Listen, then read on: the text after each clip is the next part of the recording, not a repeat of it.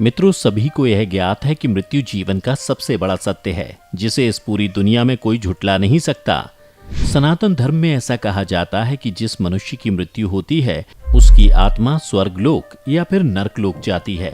लेकिन क्या आपको ये पता है कि वो कौन से उपाय हैं जिनकी सहायता से आत्मा मृत्यु के बाद सीधा बैकुंठ धाम जाती है? आज की इस प्रस्तुति में जानते हैं इसका उत्तर। नमस्कार दर्शकों, स्वागत है आपका द डिवाइन टेल्स पर एक बार फिर। बता दें कि यह मान्यता है कि मृत्यु के बाद भी एक लोक है जहां पाप और पुण्य का लेखा जोखा होता है। पृथ्वी लोक पर किए गए पुण्यों के बदले आत्माओं को स्वर्ग या बैकुंठ प्राप्त होता है और पाप करने वाले पापियों को नरक की यातना झेलनी पड़ती है। हर उच्च विचारों वाला मनुष्य इसी प्रयास में लगा रहता है कि उसके हाथों कोई पाप ना हो जाए, किंतु कभी कभी हम जाने अनजाने में गलत कार्य कर लेते हैं। ऐसे में वह सोचता है कि क्या मृत्यु के बाद उसे वैकुंठ की प्राप्ति होगी या नहीं।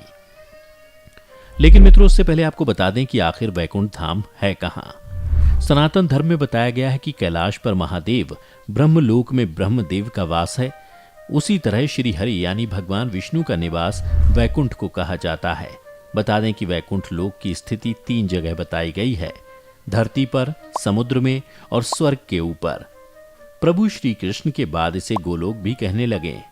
अब क्योंकि श्री कृष्ण और श्री हरि एक ही हैं, इसलिए श्री कृष्ण के निवास स्थान को भी वैकुंठ कहा जाता है। पृथ्वी पर बद्रीनाथ, जगन्नाथ और द्वारिकापुरी को भी वैकुंठ धाम कहा जाता है। भारत के उत्तर में स्थित बद्रीनाथ धाम मंदिर श्री हरि का दरबार माना जाता है। वहीं दूसरे वैकुंठ की स्थिति पृथ्वी के बाहर बताई गई है। इसे संपूर्ण ब्रह्मांड से बाहर और तीनों लोकों से ऊपर बताया गया है। यह धाम दिखाई देने वाली प्रकृति से 3 गुना बड़ा माना गया है। यहाँ श्री हरि अपनी 4 पटरानियों श्री देवी, भूदेवी, नीला और महालक्ष्मी के साथ निवास करते हैं। बता दें, इसी वैकुंठ के बारे में कहा जाता है कि मृत्यु के बाद विष्णु भक्त पुण्यात्मा यहाँ पहुंच जाती है।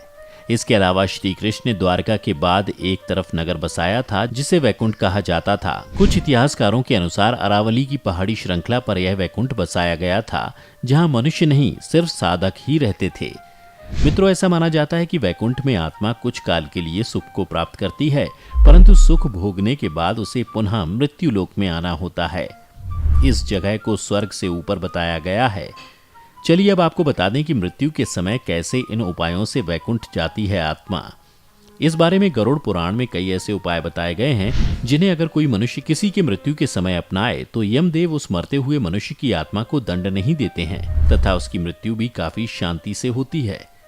वहीं हिंदू धर्म में गंगा को मोक्षदायिनी और पापनाशिनी कहा गया है। मान्यताओं के अनुसार यदि किसी मरते हुए मनुष्य के मुख में पवित्र गंगा जल डाला जाए तो उस मनुष्य की आत्मा को यमराज क्षमा कर देते हैं। इसके साथ साथ उस मनुष्य की मृत्यु भी बिना कष्ट के होती है।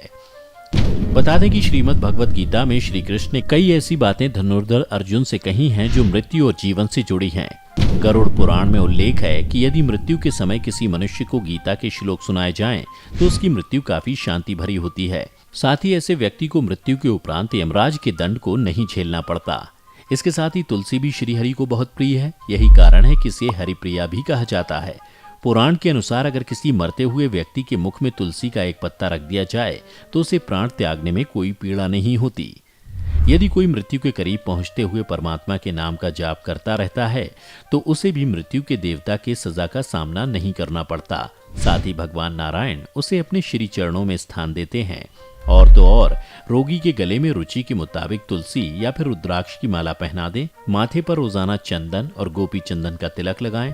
रोगी के पास राम रक्षा या फिर महामृत्युंजय मंत्र का पाठ करना चाहिए।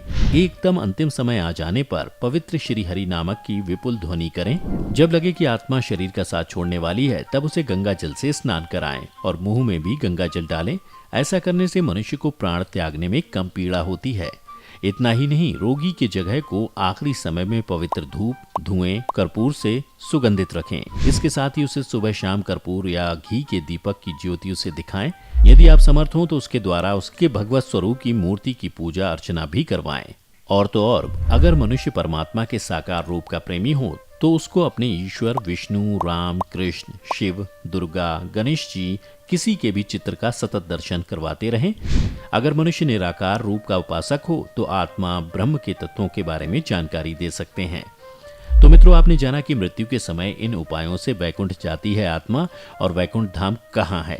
यदि आपको पहले से किसी बात की जानकारी थी तो नीचे हमें कमेंट करके ज़रूर बताएं। आज की इस वीडियो में बस इतना ही। हम उम्मीद करते हैं कि हमारी वीडियो के जरिए आपको कई सवालों के जवाब मिल गए होंगे। अगर ये वीडियो पसंद आई हो तो इसे लाइक और शेयर ज़रूर कीजिएगा। अगर आपने हमारे चैनल को सब्सक्राइब नहीं किया है तो ज़रूर करिए। इसके साथ ही मुझे दें इजाज़त। इस वीडियो को अंत तक देखने के लिए आपका बहुत बहुत शुक्रिया। और हाँ, अब आप हमारे सभी वीडियो फेसबुक पर भी देख सकते हैं, जिसके लिए आपको फेसबुक पर द डिवाइन टेल्स के पेज को लाइक और फॉलो करना होगा।